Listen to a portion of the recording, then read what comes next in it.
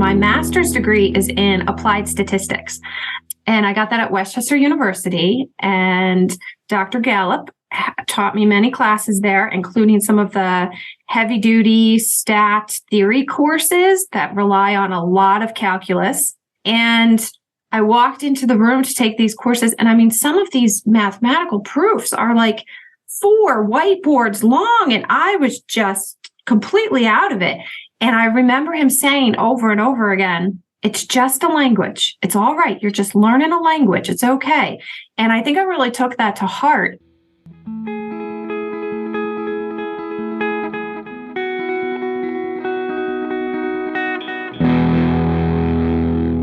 You just heard Tamarah Smith from Gwynedd Mercy University in Gwynedd Valley, Pennsylvania. Garth interviewed Tamarah for episode number 169 of Psych Sessions, Conversations About Teaching and Stuff. Stay tuned for so much more. Psych Sessions is sponsored by W.W. Norton. Are you looking for more activities to promote scientific literacy? ZAPS 3.0 interactive labs from W.W. Norton are brief, hands-on activities that invite students to actively participate in the process of psychological research and discovery. Utilizing a consistent 5-part framework and incorporating transparent design principles, students experience classic psychological studies like the Stroop effect, false memory, the serial position effect, signal detection, and more. Once they've completed the experiment, students can compare their data with national data and their own classmates, offering the opportunity for rich in-class or online discussions. Bring the science of psychology to life for your students with ZAPS. For Psych Sessions listeners new to ZAPS, you can try it for free the next time you teach. Just go to siegel.wwnorton.com/Psych Sessions. And the folks at WW Norton will even integrate it into your LMS for you. That is Siegel, like the bird, SEAGULL.wwnorton.com/Psych Sessions. The Psych Sessions podcast is sponsored by STP. That is the Society for the Teaching of Psychology. That's APA Division 2. You can find them at teachpsych.org. The views or product endorsements expressed do not represent the views, support, or endorsements of STP. Psych Sessions is so grateful to have STP as a long-term supporter. Well, folks, I want to welcome someone who is, I would call a friend over our work together over these last few years. This is Dr. Tamarah Smith sitting with me, whose email address is actually Dr. Tamarah Smith. It is. Yeah. Well, welcome. Tamarah, I didn't do the research that I on purpose. I didn't do the research because I wanted to hear it from you. I probably kind of became aware met you about 5 years ago. And then I think you may not be at the same place where I met you, like working. Are you at the same place? No, I did. I moved institutions. Okay. So Where were you when I met you and what were you doing? Yeah. So I was at Cabrini University. Cabrini is my alma mater. And I went back when I was done my master's degree. I got a call saying, hey, we need someone to teach a stats class. Can you come teach a stats class? And I said, I thought you'd never ask. So I went there and I was teaching there while I was doing my doctorate, and then got a full-time position there. I got tenure there. But since that time, I have moved to Gwynedd Mercy University. And at Gwynedd Mercy, I am no longer in a psychology department, which I was at Cabrini. I'm now in a doctoral program for education, which might sound weird, but because I'm an educational psychologist in terms of my degree, it makes a lot of sense.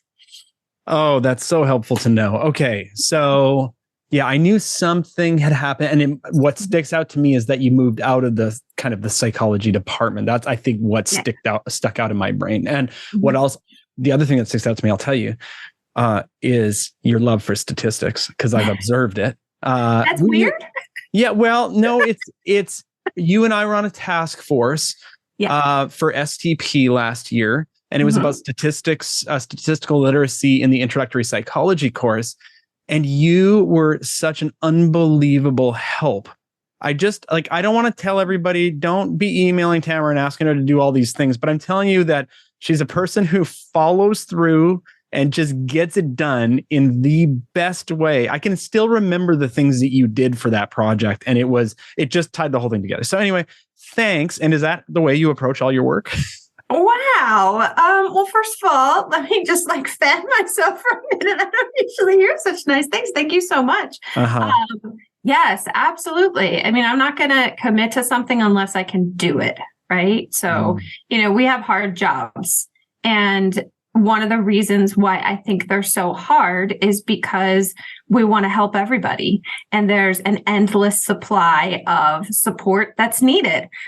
So I make sure that I'm really clear for myself, not only because that helps me with my work, but I think it's also a really good example for our students about, a way to live your life and do your work that doesn't just respect and honor your students, but respects and honors you too. So, yeah. I love it. Well, I don't know. Yeah, I guess this is the way that most committees work. I think this is actually the way that most group work happens in our classes too, right? Where you get some folks who just know how to follow through. And then for whatever reason, there is just, I don't know exactly what that, how that pie gets sliced up, but there are certain people who maybe sign up for things and just maybe in that season, they're not going to follow through. But I do feel I've led a couple task forces. I've been on a couple of them through STP. And I do feel like when you are leading a task force, you need to figure out pretty quickly, and you will figure out pretty quickly, who has the capacity to follow through on the work. And sometimes it's capacity and sometimes it's commitment. And, and then it's just shocking to me. I don't know what your background is not clinical. Are you sure? Because I feel like I'm just having therapy right now. Because I do feel like when you take on that position, you have to count the cost ahead of time, knowing that half your group is not going to, I don't know if it's half, I don't know if it's 60%, whatever, is not going to, do as much as maybe you'd hope that they do. And now looking back, when I was on early task force committees with, Susan Nolan or Eric Landrum or something like that, their leadership style is really to really contribute, not to do it all, but to really contribute. And I've actually learned a lot from them in doing the work and then giving it off to other people to kind of review or, so taking a big chunk out of it. But I also feel like you did that, but not you weren't leading the group, but you just went ahead and did the work and then you presented it, which is just, it's so refreshing. So I don't know. Is that the way that you approach stuff at your job like that too? I do. Yeah. I'm working with students who are writing their dissertations. And so I'm here to provide all the methodology support for them. And I think that, I might get a chapter from a student that comes along and I'll just go through and in the margin, I'm going to write to them my little love letters about I love this. And when I'm reading this, this is what I'm thinking. And here's how I might approach it. And here's how you might approach it. And then I send it to them and I always tell them, take what you like and leave the rest, and I think that's a really good way to say, it's participating and it's a little bit of leadership, right? Because it's providing someone with a structure that they can step into if they so choose to do so, right? Rather than just telling people what they have to do and they never get to exercise any kind of reflection or analysis on what feels right and looks right for them. Yeah. Yeah. Yeah. Well, it's, I think it's a gift to our students if we can give them those things. And if professionally, we are also following through on those things for ourselves, right? Well, that's just basic. Yeah. I mean, don't people drive you nuts when they say yes to do something and then they don't do their job? I actually can't believe that happens because it's just so foreign to me. Yeah. I do understand, especially, through these COVID times, I do understand that people that they get overwhelmed or that, there are circumstances, but that, I've been in this game long enough that I do, you work with people once or twice and you figure out if they can do it or not. And then And with that experience, you can better predict, what that work's going to be like for you on the other side, or whether you want to be part of that team or whatever. So it's a skill, that hopefully, if we are doing group work, high impact work like that with our students, we, hopefully are giving them those skills to even cope when the groups aren't going great. Let me ask you a question, since we're talking about STP a little bit, because when did you find STP? Because when I first met you, I think you were in kind of a leadership position, or a service position with the organization. How'd you get turned on to STP? We'll be right back. With this powerful course platform, Achieve, Macmillan Learning makes it easier than ever to integrate Macmillan Learning's acclaimed digital content into your course. Interactive ebooks, learning curve adaptive quizzing, additional assessments, immersive learning activities, an extraordinary video collection, and much more. And Macmillan is always here to help you confront today's toughest teaching challenges. For example, are you tired of students putting more work into cheating than studying? Our recently published Educator's Guide to Academic Integrity is full of ideas for using Achieve to take cheating off the table. The guide is available for free at macmillanlearning.com/psych sessions. Achieve for Psychology, engaging every student, supporting every instructor, setting the new standard for teaching and learning. That's a really good question. The lines are all a little fuzzy. So I want to say it had something to do with Tom Heinzen introducing me to Susan Nolan. And I met Tom Heinzen from Bonnie Green. Wow. Okay. It's like my psychology family tree here. Yeah. It was right after my doctorate, and I was presenting at EPA on my dissertation research, and I was so nervous, and I was shaking up there behind the podium, but I did my thing, and Bonnie Green came up to me afterwards, and she said, "Hold on, wait there," and then turned around and yelled to the back of the room and said, "Hey, Tom, come here." And that's a great Bonnie Green impression, by the way. Yeah. She said, "Come here." And I thought, what did I do? What did I say? I've made these people angry. And then I came to find out who they were, and we went out to lunch, and, they started connecting me with people. And I think that that's the way that it happened. Yeah.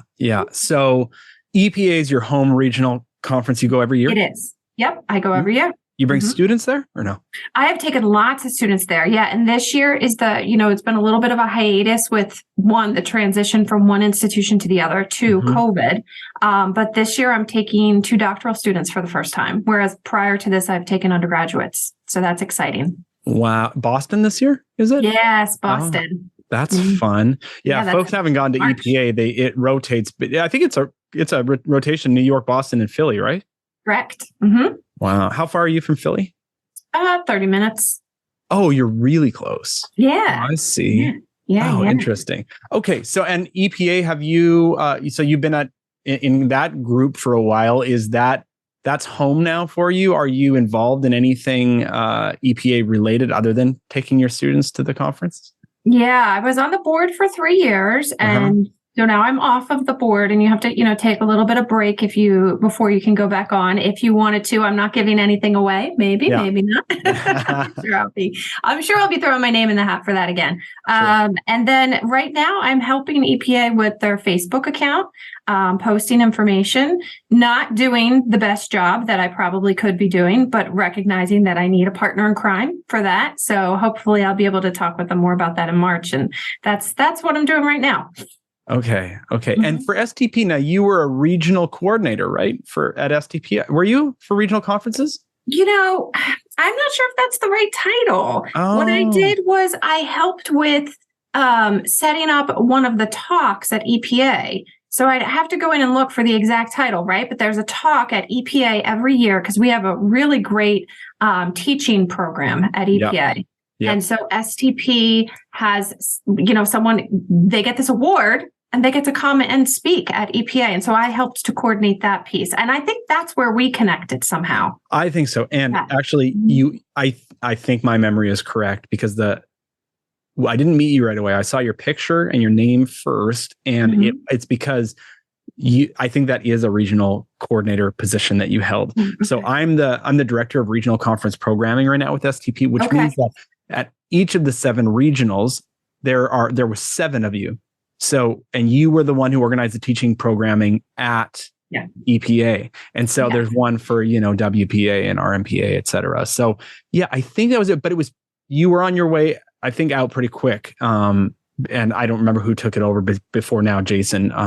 Eagleman has taken that kind of role. That's right. Because now I'm remembering. Oh, it's now like you either worked with Bethany Fleck or Aaron Richmond. Wait, what was that? You either worked with Bethany Fleck or Aaron Richmond. Yes, I know them both. So I know Aaron well. Okay. Yeah, Aaron was a scholarship mentor for me. Oh, nice. Mm-hmm. Yeah. You mean officially, like through STP? Officially. Oh, okay. Yeah. So folks don't know what we're talking about. Can you explain that to them? Yeah, sure. So this is a really cool program that STP has where, junior faculty can put in a request to have a scholarship mentor, specifically, I think, around, scholarship of teaching and learning. And they pair you up with an amazing person, and you work together throughout the year, and then you meet at the STP conference, and you kind of have this special room with snacks, and you work on whatever your project is, and they help you with writing your manuscript and the publication process. And it was really great. Yeah. And Aaron's been an important person to me ever since. So that's awesome. So what was your dissertation on? Just jumping back. About factors related to learning statistics or not learning statistics, which might be more about it. But I focus on, the way they feel. So my framework is expectancy value theory, right? Eccles and Wakefield. And I look at what do they believe? What do they think about themselves, about the subject? Do they value it? Do they not? Are they interested in this? Do they feel like they're competent? That whole self-efficacy realm, and how that relates to their performance. And I am interested specifically in how that plays out for psychology students who are not stats majors. And I'm sure everyone listening to this who has taught stats has heard it, like, why do I have to take this class? I want to do counseling, right? And so they come in with very strong beliefs about this, not only the subject, but themselves. And so my work was all with psychology majors, which means I had to develop an outcome measure for them, because the tests that are like, standard tests you could use are really for a math stat class. And most of our classes are very applied. Like I couldn't give them questions that didn't ask anything about SPSS because they need to know that piece, right? So that's where my work started. Yeah, I'm just reminded that you're an educational psychologist now, and that you ask very good questions as a part of your research. I really have appreciated that about our ed psych colleagues. Okay, so then you and that was successful. Did you like what you produced out of that? And what did you learn? Yeah, I learned a lot about higher ed and the research process. Don't we all in that journey? But with respect to the students, I learned that even though they're passing the classes, they're not really retaining the information and taking it with them. And I think that there are many people who would probably say, yeah, that's about right. But it wasn't documented anywhere. It was for me the first time where I felt like there was a data point that showed that. And the other thing is that they really don't value the subject. They don't feel very confident about themselves in it. So those were some really important takeaways that I had from that. Did that shape directly your work with students in the psychology department at your past institution? Yeah. Absolutely. Yeah. And I remember when I was doing my dissertation work and I was teaching, and in my stats class, not in my stats class, in my research methods class, so these were students who had already completed stats and were now doing research projects. I brought copies of my materials that I was using, the surveys, the tests, and I said, all right, guys, help me out. And we sat around a table and we all looked at it together, and we just had such good conversations about it. They were really helpful in shaping that and thinking about it. And that opened my eyes, because that's beyond the data. right? Yeah. It's not just the numbers I got, but that was really beyond it and helped me to think about and see what's happening for them when they're in that space and in that class that we don't see, right? Because we put the stuff up on the sides and we talk and we look at their assignments, but we don't sit down and say, so how are you feeling about taking this class? No one asks them that. Right. Hi, folks. This is Garth, and I want to tell you about a publisher who might be a little new to psychology, but who has been doing high-quality work in creating affordable and innovative textbooks for nearly 20 years. And they've got a great name. This is Sumo Learning. That's SOOMO. And I first met them when they came out to TIP Northwest in 2022. And I got to tell you, our attendees were so impressed with what they learned about Sumo's book and its mission. So the book is called Psychology in the Real World by author Jennifer Harper, and it focuses on psychology's big ideas. It's up to date with everything related to APA's Introductory Psychology Initiative, and it's peer-reviewed. And it includes high-quality, innovative supplements. Even with all that, it encourages student learning along the way, from engaging study questions to its affordability. It's really got everything that you and your students want in a textbook, so check it out. Go to sumolearning.com. That's SOOMO learning.com and check out Psychology in the Real World. There's another overlap with Aaron Richmond and the metacognition piece, which is, what value is there in having students reflect on this educational process, whatever it is. One of the things that I, again, appreciated about your work on our, and if folks want to see this, it's on STP's website somewhere, but it's basically lessons that you can put into your introductory psychology course related to statistical literacy, so that it doesn't add any burden in terms of teaching things, but it does. You can introduce it at the beginning of the term, and then it really hits again and again and again on statistical literacy. They're kind of plug and play activities. But one of the things that you helped with was you wrote the kind of a lot of the introduction about like the terms that we were using, and I'm going to get it probably wrong, but here's what I remember: your ability to communicate difficult things related to statistics in a way that, I'm not even going to say students, I'm going to say non-research psychology teachers, people who are not well versed in stats. Maybe they were like me, where they came from a counseling background and then they got into teaching. You have a real knack for translating that in a way that people can understand and use. So the question there is, do you remember doing that? That's one question. And then where did you learn how to do that? Yeah, I do remember doing that. And I remember coming to you and saying, I think we need to have this piece in here. I think this is important because, I'm always trying to think about the audience, right? And who am I talking to? That's why I love to teach, right? And what might I know that they don't know that I can share with them so we can be in the same place together. So yeah, I remember doing that, and I'm really glad that we did do it. And I think I learned that from one of my favorite professors. My master's degree is in applied statistics. And I got that at Westchester University. And Dr. Gallup taught me many classes there, including some of the heavy-duty stat theory courses that rely on a lot of calculus. And I was coming from an undergrad degree where I was a psych major, right? So I didn't have a bunch of calculus classes in my back pocket. And I walked into the room to take these courses. And I mean, some of these mathematical proofs are like 4 whiteboards long. And I was just completely out of it. And I remember him saying over and over again, it's just a language. It's all right. You're just learning a language. It's okay. And I think I really took that to heart. And it carried through with me in the rest of that program, because I was sitting there with people who were computer science majors, math majors, engineering majors. These were not my people. This was very, very foreign to me. Right. But I loved it. And it was great. It was not a mistake. It's one of the best things I ever did. But he really taught me to think about it that way. And I'm just learning a language. I'm stepping into a new space. It's different. It's like going to a different country. And that's okay. And so that's the way I try to approach it and think about it when I'm working with students. Yeah. So it was an applied statistics doctoral program? That was my master's degree. And then I did the doctorate in educational psychology. Yeah. Okay. Yeah. So I'm a little bit of a mutt. Yeah. No, I mean, it's great. It's amazing how you kind of used all those parts.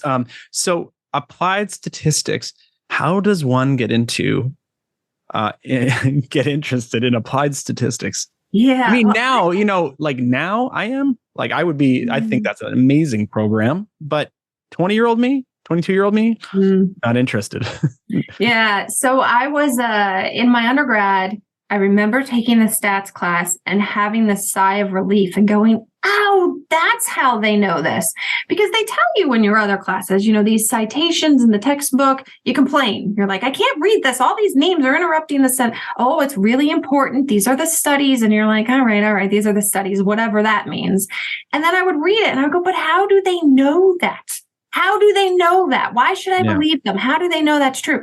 And then I took the stat class and I went, oh, this is how they know. This is how they figure it out. So for me, it was really that mechanism that unlocked knowledge for us and helped us to find, what was what. And my professor there, who was also my advisor, I was in a very small program, so we all knew each other very well in the faculty. Dr. Anthony Tomasco, he came in one day. I was a senior, it was fall semester, and he had gotten a letter from Westchester about the program. And so he said to the class, now I know you're all going to be very interested in this. Be sure to take your pencils out. So he was, playing up the sarcasm about it. It's applied statistics. And while everyone else was moaning and groaning and laughing, I was writing as fast as I could to get the details. I just thought it would be so cool to dig in deeper, to understand it more and know, okay, central limit theorem, I get it, but why does that work? I was glutton for punishment, Garth. Yeah. Why? Okay. So lots of students see that stuff, don't get curious as to why.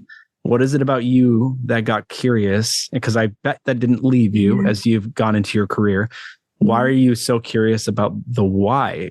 Did that come from like educators? Did that like even farther back? Did that come from parents? What is that? I don't know. I really want to know, I don't want you to just tell me, oh, because this is just how it works. Like, that answer you'd say to your mom, but why, Mom? And she would say, because I said so. Yeah. That is not satisfactory. I need to know why, Yeah. I just needed to know. And I love math and I love numbers. I didn't feel intimidated by that or nervous by it. Yeah. And I could see the value in it. See, now my expectancy value is coming out here, right? The framework. I could see the value in it and how it helped us answer questions in the field. I helped my peers with it all the time. And I loved teaching it and to them and talking with them about it. So it just felt right. So I don't have a strong stats background. But maybe help me out. And at the community college, there is no psych stats. There's a stats course at my community college. And students don't even in Washington State, they're really supposed to get that stats class at a 4-year institution once they transfer. So I teach a methods class, which is great. It's one of my favorite classes to teach. But the stats, do you have? Well, let me go back to in my undergraduate experience, when I took a stats class, there was no application. I think that's probably what was missing for me. It was like showing you how to do the steps and read the graphs and even explaining, margins of error and those kinds of things, but really never, doing it in an applied way, telling me why it should be.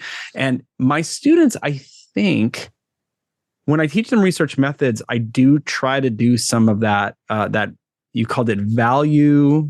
What it's called? It's called expectancy value. Expectancy value. Yeah. Even before, to prep them for stats, I feel like it's one of my greatest gifts I can give them is to say, when you get into your stats class and they talk about this is where it applies. What do you think that this is all leading to a question? What do you think about the way that we are approaching statistics and methods with students? Psych Sessions is sponsored by APA Publishing. The American Psychological Association offers valuable resources to better help you help your students, as well as to enrich your professional life. Visit apa.org/pubs and enter discount code APAPOD20, that's all caps, at checkout to receive 20% off all APA books and videos that are available online. APA Books publishes critically acclaimed and award-winning books developed by experts to support researchers and students. APA videos, designed for clinical training and continued education, present distinguished psychologists demonstrating specific approaches to a wide range of patient problems. Again, visit apa.org/pubs and enter discount code APAPOD20 at checkout to receive 20% off all APA books and videos available online. Yeah. So I'll preface it with what I tell my students when I send them back a piece of edited work to the audience. Take what you like and leave the rest. Just because my email is Dr. Tamarah Smith, don't send me nasty notes. I think we're not doing a very good job. You know, the data that I have from students, from hundreds and probably over 1,000 students at this point, is that they're not learning it. It's not sticking. They don't know what to do with it, and they don't care, and they don't think they could do it anyway, even if they had all the right conditions in place. And that's very disheartening for me. And of course, I'm generalizing here. Yes, I know there are exceptions, but the majority, this is what I'm seeing in the data.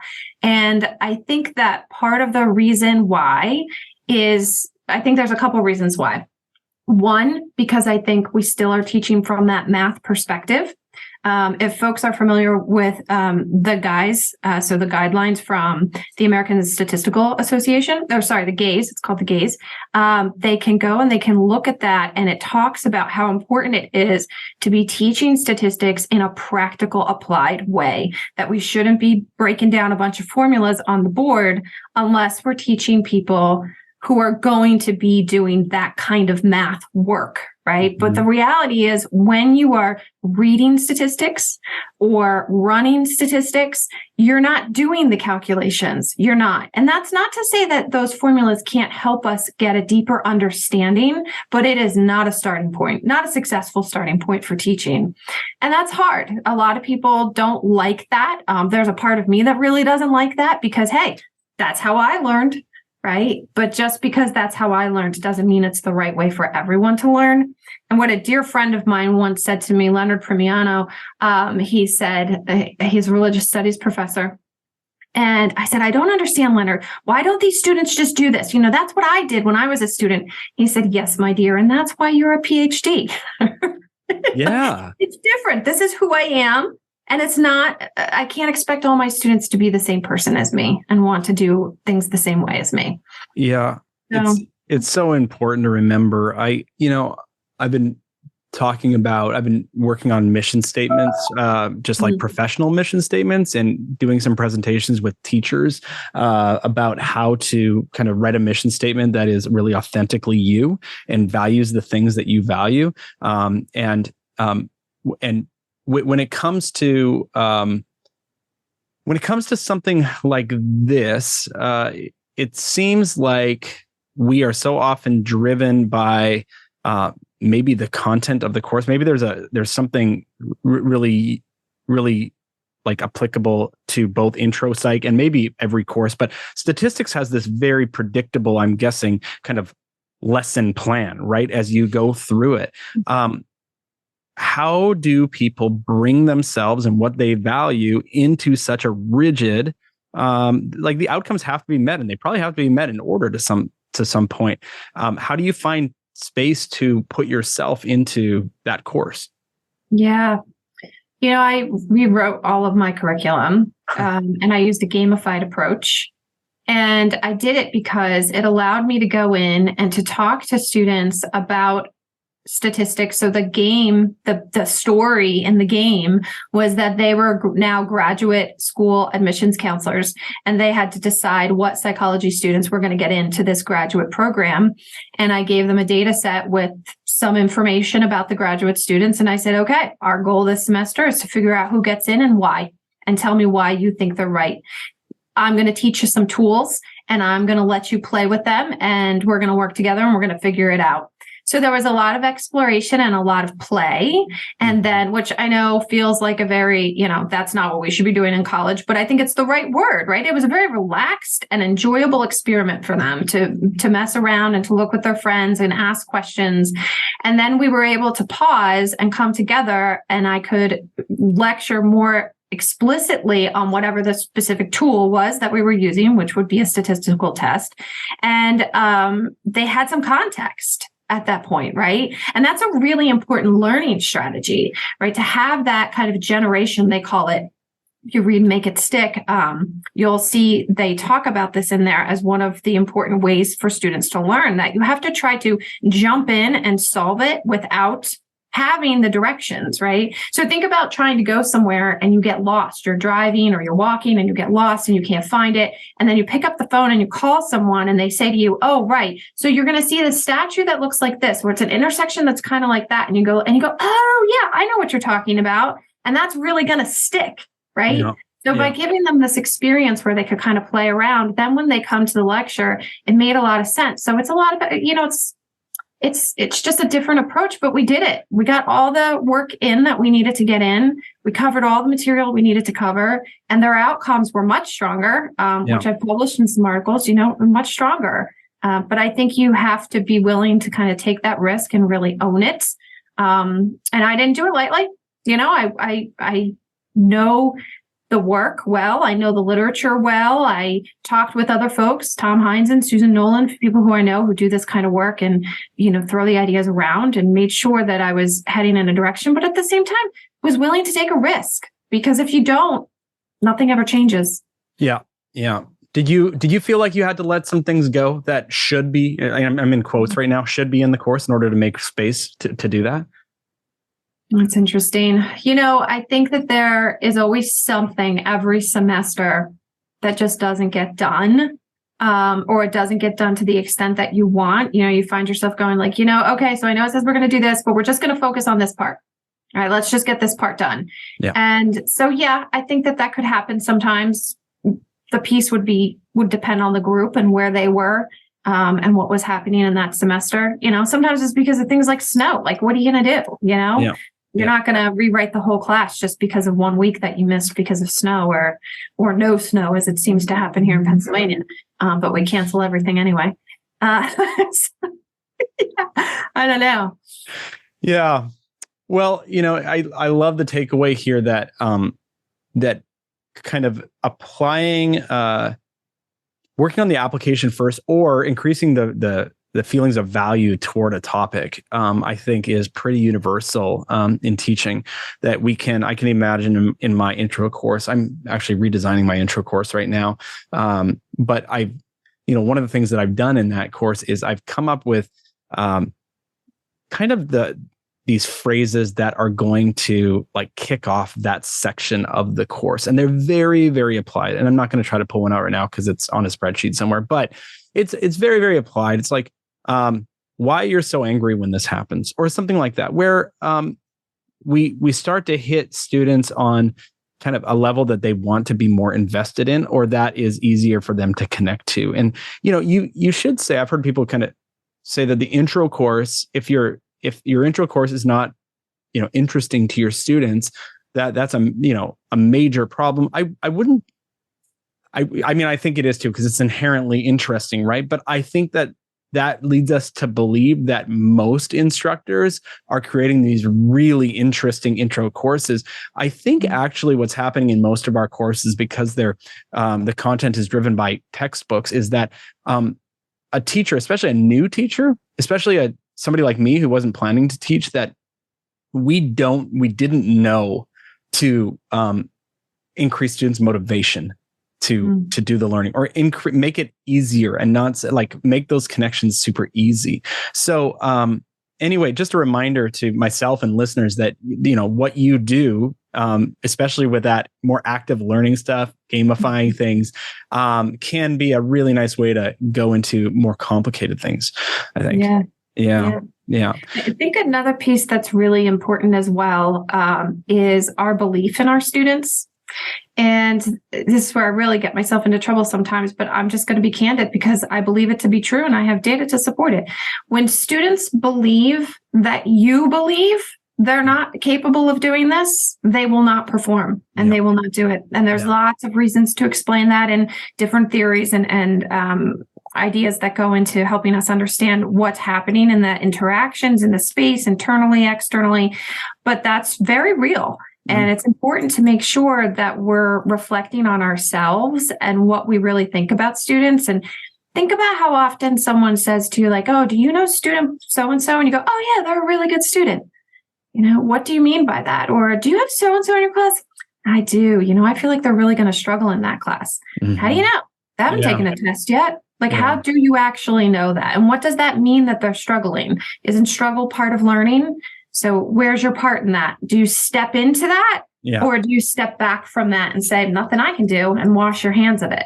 Right. It's really important. Yeah, I think I heard a talk by Carol Dweck last week, and she's just got great research that supports what you're talking about, which is a lot of the studies that they did was to use samples from instructors who are like more growth mindset oriented or less growth or not growth mindset oriented, has a huge impact on students. And I'm going to guess in particular with math. Yes. Because that's the one, anything kind of math related, I'd even throw research methods in there, right? That any of those that kind of thinking is going to, students are bringing all kinds of preconceived expectations into those situations, probably more so than, a straight content kind of based course in psychology. So absolutely. Yeah. And it's very cultural. I use this example all the time. If you have a friend and their high schooler aces a history exam and they say, oh, my son got an A on his history exam, you go, oh, that's so great.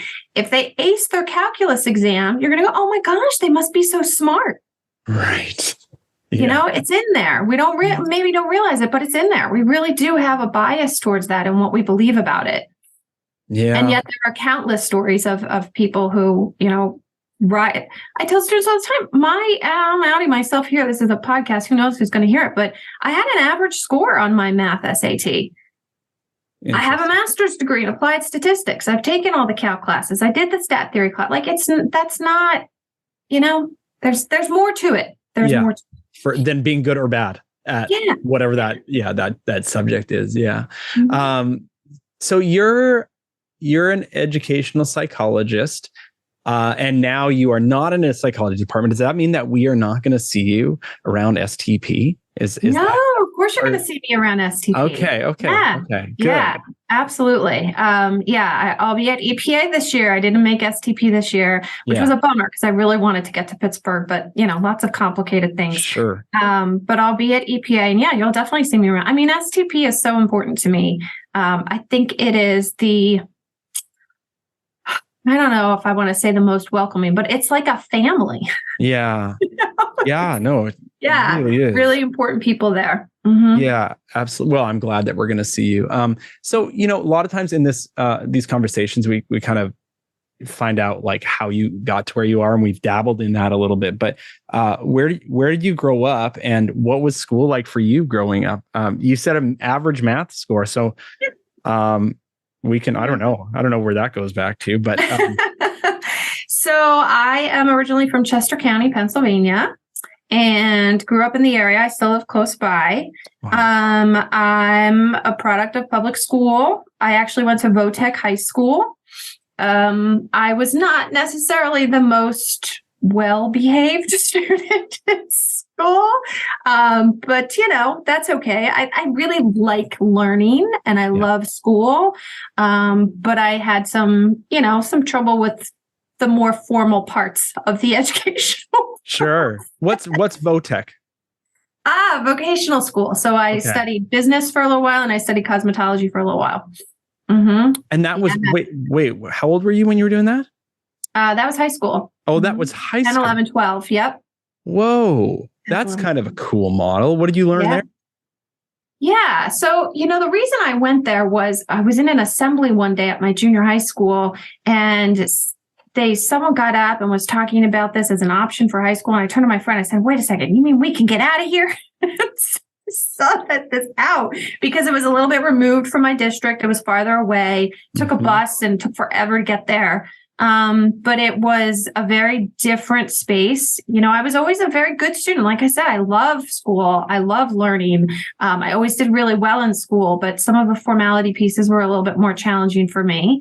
And, Protech was very different, different experiences there. But in my senior year, I started leaving in the middle of the day. I would, show up late, go to a math class, and then I would just get in my car and leave.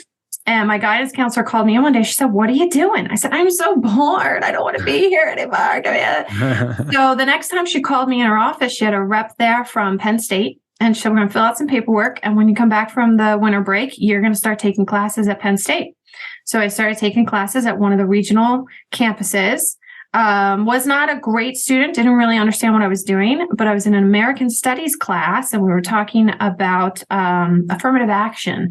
And everyone in the class was kind of talking one-sided, and I raised my hand and I said, but what about, and I said this other piece, and the professor called me up at the end and I thought, oh no, I'm in trouble. And we had this nice chat and he said, you keep doing what you're doing. And I don't remember his name. I remember his face, but he and my guidance counselor changed everything. It just was like two pieces that fell into place and I just fell in love with it. And I was like, wow, I could like raise a different point of view here. I don't have to just do what I'm told and follow the rules exactly. There's more give here. There's questioning. I like that. And so I just dove in. And I haven't left since. Your guidance counselor was at the high school, right? Mm-hmm. Is that right? Okay. And a couple things that I'm just kind of piecing together here. The high school that you went to, very applied, very skill-based. I mean, even the math class must have been, you said it was business and cosmetology. It must have been applied then, right? That's the whole thing? I don't remember very well. I know I took a trigonometry class there, but I don't remember exactly how she was teaching it, if it was very applied or if it was more, I feel like it was a little bit more formal. Okay. Mm-hmm. Oh, interesting. Yeah. Okay. But the guidance counselor saw something. Now, did they have a relationship with Penn State where they were sending students there? No, I was the first student, I think, to ever do that. Okay. So they gave you what? They gave you credit at your high school, at this high school, for going and getting some classes there? Yeah, exactly. Yeah. How did they pull that off? You ever wonder about that? I have no idea. That's so cool. This was, before No Child Left Behind, right? Sure. You could do stuff without being, I kind of held to it. So yeah, I don't know. I don't know how she made it happen, or, I've never gone back, and I don't think she's there anymore. This was a long time ago. Yeah. It changed the trajectory of my life for sure. Yeah. Yeah. Mm-hmm. So were you done with school then? You were just at Penn, or did you do both? I did both. Yeah, I had to come in and do some stuff at high school, and then I could leave and go and do the other classes at Penn State. Okay. Yeah. So when you graduated with your, high school diploma, how many did you have? A bunch of classes under your belt, college classes at that point, or just a couple? 2 or 3. It was just for one semester. Yeah. Mm-hmm. Okay. Mm-hmm. And then where did you apply to go to school after that? Yeah, so I stayed at Penn State originally, and then I, as I was looking around, found Cabrini, and then I went to Cabrini, and that was that. I loved it there. Really Cabrini's awesome. Where is that? That's in Radnor, Pennsylvania, which is close to where I am outside Philadelphia. Okay, so you kind of kept it all around, like Pennsylvania, then. Yeah. I haven't gone far. Mm-hmm. No, interesting.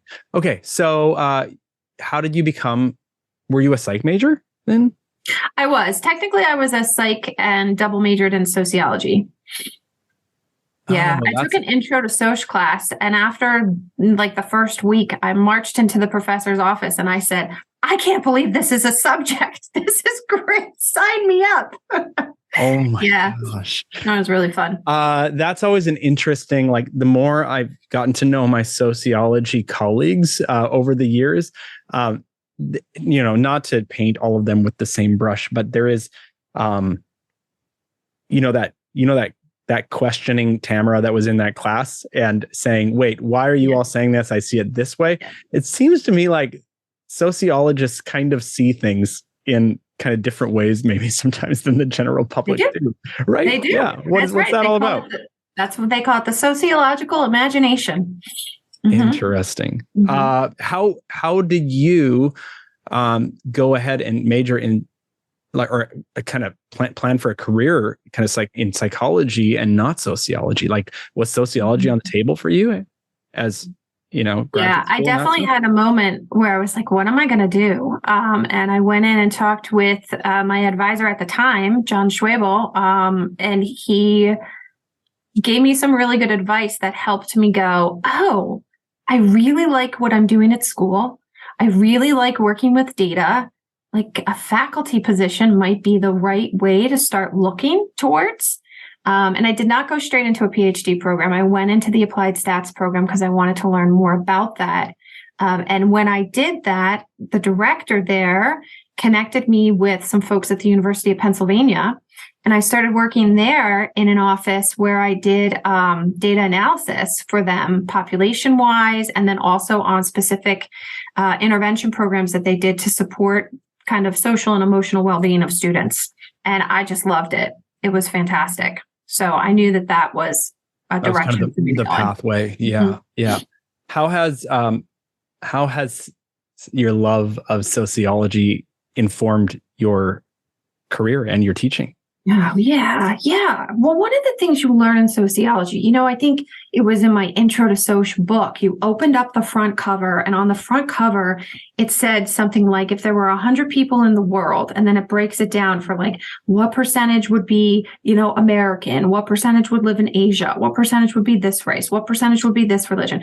And the thing about sociology is it just makes you see how the things you take for granted and just accept as truth is actually just crap we made up. And you're like, oh my gosh. And then you look at another culture and you're like, oh, they see it totally differently. Not because they're trying to demean who I am, but because they're just in a different space, right? And how latitude and longitude of where you're born has a lot to do with how you think. And that if you move and shift to a different space, you might think differently. So I try to remember that when I'm interacting with everyone, especially my students, that, just because I love stats doesn't mean they're going to love stats, or just because I want to do it this way doesn't mean other people are necessarily going to see it that way. And being open, I think willingness is a very important character trait to me, right? Just being willing for whatever it is that's coming across my desk or sitting in my classroom or, what have you, in my inbox, to just take a pause and take a moment and see, because you never know what it might show. And, you take what you like and you leave the rest. So tell me about qualitative and quantitative kind of research. And do you, because that's a whole thing. Do you dabble or how do you feel about, because I'm going to guess that you do a lot of kind of quantitative statistics, even in your own research, right? Mm-hmm. So how do you think through kind of that, like some of that more qualitative research, and does it make its way into what you do? Mm-hmm. Yeah. So I support students who do both methodologies. So I feel like, my hands are in those pots at all times. In the work that I've done related to statistics and learning there, it's been largely quantitative. Some of my qualitative, and this is going to take a bit of a left turn, but some of my qualitative skills are starting to bubble up a little bit in a project I'm beginning that's related to me on more of a personal level. And that's looking at the autism community, and specifically the parents in that community, and trying to give them a space, first and foremost, to have a voice, to be heard. They're a very isolated community, and that causes a lot of harm for them. And it makes it very difficult for them to do the very difficult job that they have to do in raising their beautiful children. So that's a space where qualitative work is starting to be more formal for me, not something that I'm advising on or mentoring on or teaching, but instead actually going to be applying in something. Yeah. Well, this is not my primary area, obviously, but I've been listening over the last number of years. Just when folks are talking about psychological knowledge being based on a lot of weird samples, when we talk about, I think I'm starting to understand the new statistics, but when we talk about some of those things, or when we discuss like the maybe an overvalue on quantitative research in our field, do you feel that way about it, or do you are you? I mean, it's obviously moving in a direction right now. What's your feel for what's going on? I think there's a lot to be learned from qualitative approaches that we don't get to see as easily, or sometimes maybe at all, with quantitative approaches. So I think it's really important. The same way you would never say, well, I'm only doing t-tests, I am not doing regressions. Like, who would say that? Why would you make such an arbitrary call, right? There's a time and a place for everything. So I think it's important, and it's something we should be using and embracing. And I know it's scary because it feels like it's not scientific, but there is a scientific approach to it for sure. I tell my students, for example, when they're getting ready to do qualitative interviews, remember, you are not Oprah. That is not what is happening here, right? There's a framework, and we're working from that, and we're thinking, and we're, calibrating ourselves for this work. So I think you can get some really interesting information and helpful information. The other thing that I'll say as well is that I see the quantitative research, the quantity of the quantitative research. And I know from being inside higher ed, the publish and perish mentality that's really strong.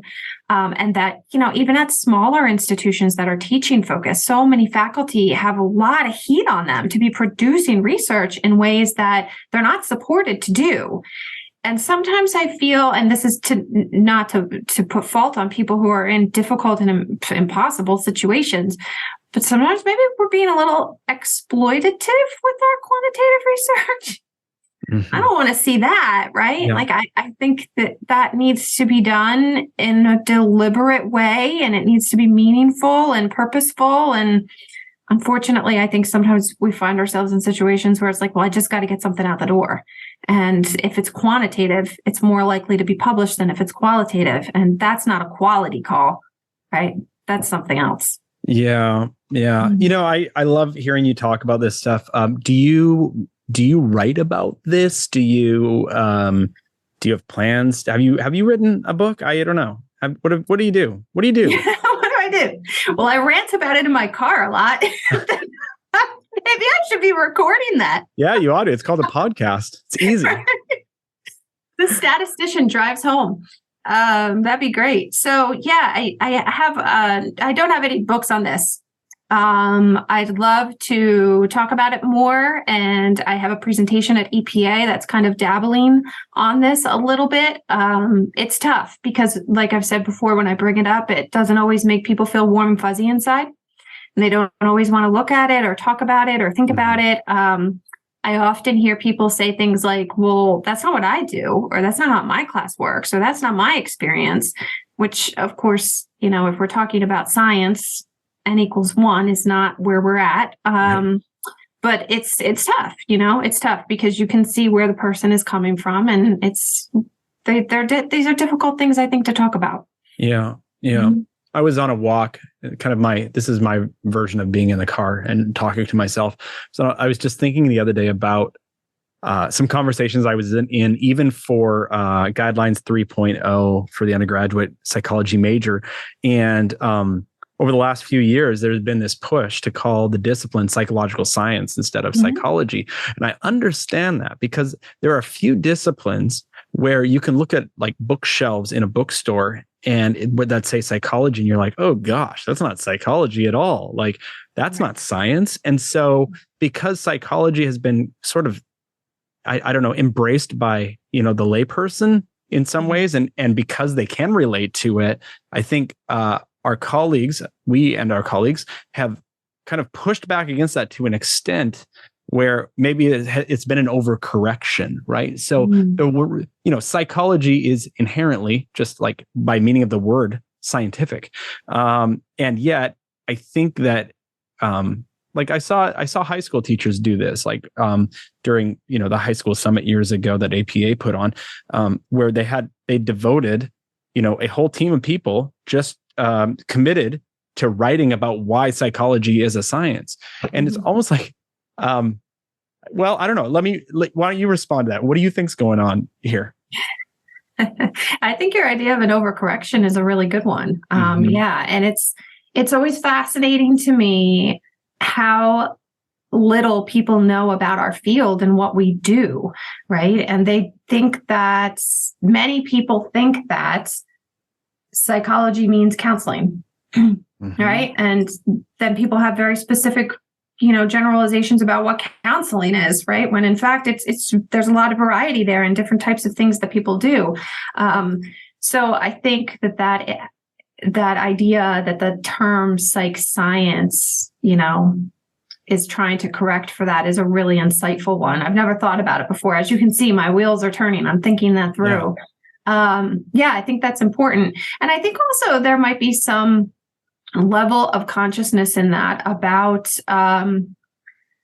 the issues with research, right? And there being a lot of problematic research out there and practices and people producing stuff that's not reliable and trustworthy. And I think that calling ourselves psychological science really emphasizes the process that people are doing and disclosing that process. If you look at how other fields work, like physics comes to mind, it's very different.